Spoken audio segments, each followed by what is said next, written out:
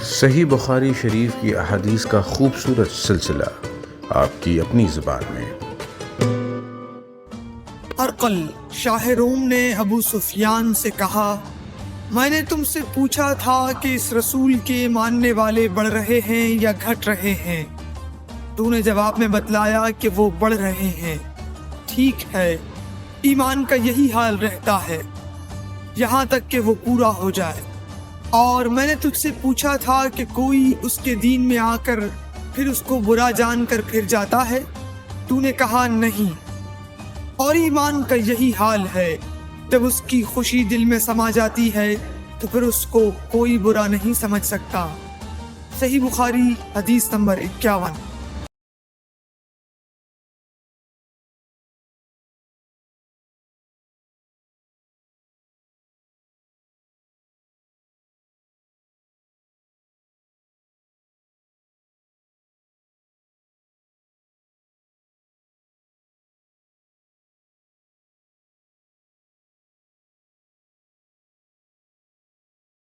حضور اکرم صلی اللہ علیہ وسلم فرماتے تھے، حلال کھلا ہوا ہے اور حرام بھی کھلا ہوا ہے، اور ان دونوں کے درمیان بعض چیزیں شبے کی ہیں جن کو بہت لوگ نہیں جانتے کہ حلال ہیں یا حرام۔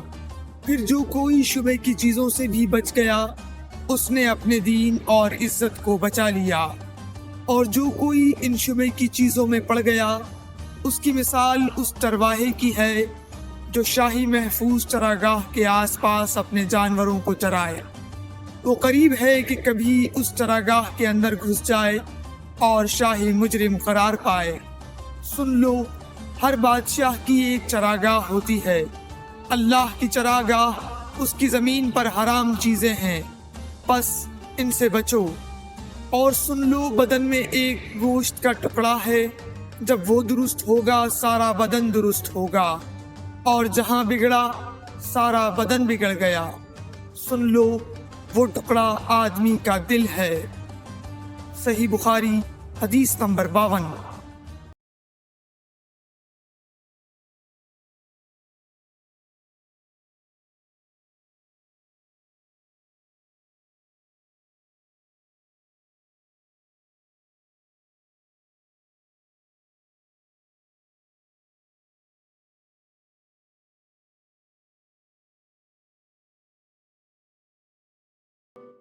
عبد القیس کا وفد جب حضرت صلی اللہ علیہ وسلم کے پاس آیا تو آپ نے پوچھا کہ یہ کون سی قوم کے لوگ ہیں یا یہ وفد کہاں کا ہے؟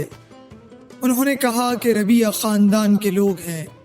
آپ صلی اللہ علیہ وسلم نے فرمایا، مرحبا اس قوم کو یا اس وفد کو، نہ ذلیل ہونے والے نہ شرمندہ ہونے والے، یعنی ان کا آنا بہت خوب ہے۔ وہ کہنے لگے، اے اللہ کے رسول صلی اللہ علیہ وسلم، ہم آپ کی خدمت میں صرف ان حرمت والے مہینوں میں آ سکتے ہیں، کیونکہ ہمارے اور آپ کے درمیان مضر کے کافروں کا قبیلہ آباد ہے۔ بس آپ ہم کو ایک ایسی قطعی بات بتلا دیجئے جس کی خبر ہم اپنے پچھلے لوگوں کو بھی کر دیں جو یہاں نہیں آئے، اور اس پر عمل درآمد کر کے ہم جنت میں داخل ہو جائیں۔ اور انہوں نے آپ سے اپنے برتنوں کے بارے میں بھی پوچھا۔ آپ صلی اللہ علیہ وسلم نے ان کو 4 باتوں کا حکم اور 4 قسم کے برتنوں کو استعمال میں لانے سے منع فرمایا۔ ان کو حکم دیا کہ ایک اکیلے خدا پر ایمان لاؤ۔ پھر آپ صلی اللہ علیہ وسلم نے پوچھا کہ جانتے ہو ایک اکیلے اللہ پر ایمان لانے کا مطلب کیا ہے؟ انہوں نے کہا کہ اللہ اور اس کے رسول ہی کو معلوم ہے۔ آپ نے فرمایا کہ اس بات کی گواہی دینا کہ اللہ کے سوا کوئی معبود نہیں، اور یہ حضرت محمد صلی اللہ علیہ وسلم اس کے سچے رسول ہیں، اور نماز قائم کرنا اور زکوٰۃ ادا کرنا اور رمضان کے روزے رکھنا اور مال غنیمت سے جو ملے اس کا 5واں حصہ مسلمانوں کے بیت المال میں داخل کرنا، اور 4 برتنوں کے استعمال سے آپ صلی اللہ علیہ وسلم نے ان کو منع فرمایا، سبز لاکھی مرتبان سے اور کدو کے بنائے ہوئے برتن سے لکڑی کے کھودے ہوئے برتن سے اور روغنی برتن سے، اور فرمایا کہ ان باتوں کو حفظ کر لو اور ان لوگوں کو بھی بتلا دینا جو تم سے پیچھے ہیں اور یہاں نہیں آئے ہیں۔ صحیح بخاری حدیث نمبر 53۔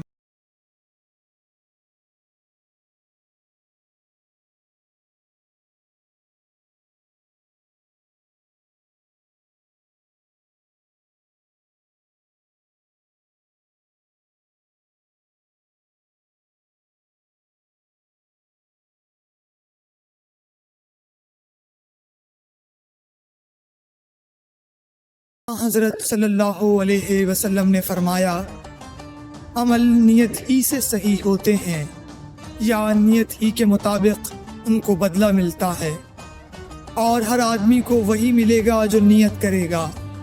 بس جو کوئی اللہ اور اس کے رسول کی رضا کے لیے ہجرت کرے اور اس کی ہجرت اللہ اور اس کے رسول کی طرف ہوگی، اور جو کوئی دنیا کمانے کے لیے یا کسی عورت سے شادی کرنے کے لیے ہجرت کرے گا تو اس کی ہجرت انہی کاموں کے لیے ہوگی۔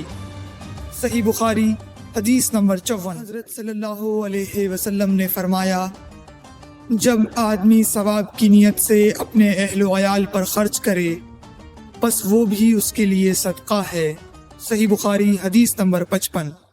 حضرت صلی اللہ علیہ وسلم نے فرمایا، بے شک تو جو کچھ خرچ کرے اور اس سے تیری نیت اللہ کی رضا حاصل کرنی ہو تو تجھ کو اس کا ثواب ملے گا، یہاں تک کہ اس پر بھی جو تو اپنی بیوی کے منہ میں ڈالے۔ صحیح بخاری حدیث نمبر 56۔ جریر بن عبداللہ رضی اللہ تعالی عنہ نے کہا کہ حضرت صلی اللہ علیہ وسلم سے میں نے نماز قائم کرنے اور زکوٰۃ ادا کرنے اور ہر مسلمان کی خیر خواہی کرنے پر بیعت کی۔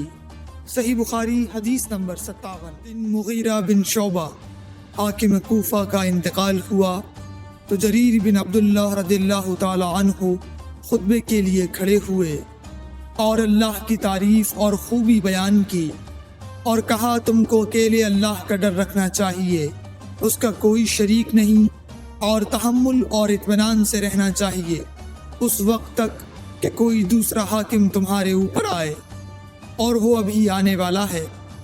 پھر فرمایا کہ اپنے مرنے والے حاکم کے لیے دعائے مغفرت کرو، کیونکہ وہ مغیرہ بھی معافی کو پسند کرتا تھا۔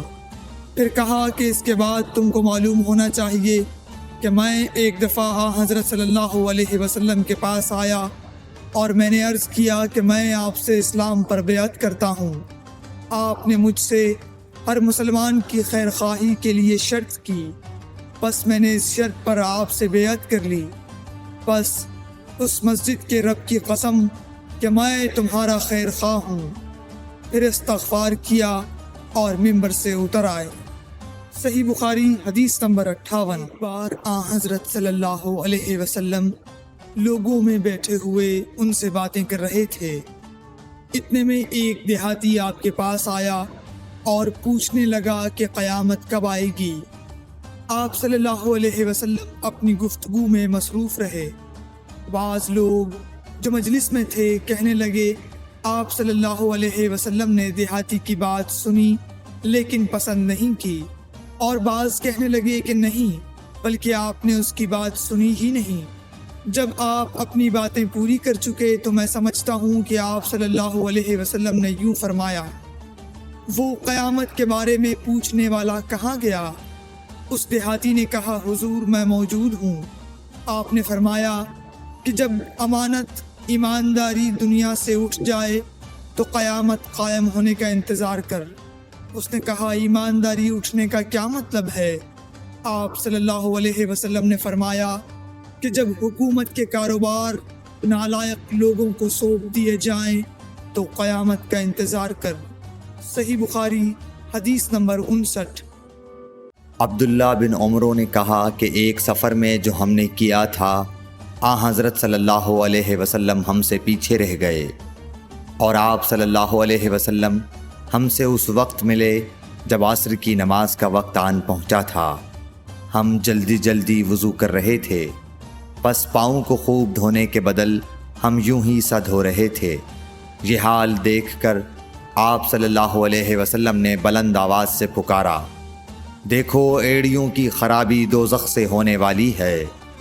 2 یا 3 بار آپ صلی اللہ علیہ وسلم نے یوں ہی بلند آواز سے فرمایا۔ صحیح بخاری حدیث number 60۔ Please like, share and subscribe. خدا کا فرمان، صحیح بخاری یوٹیوب چینل۔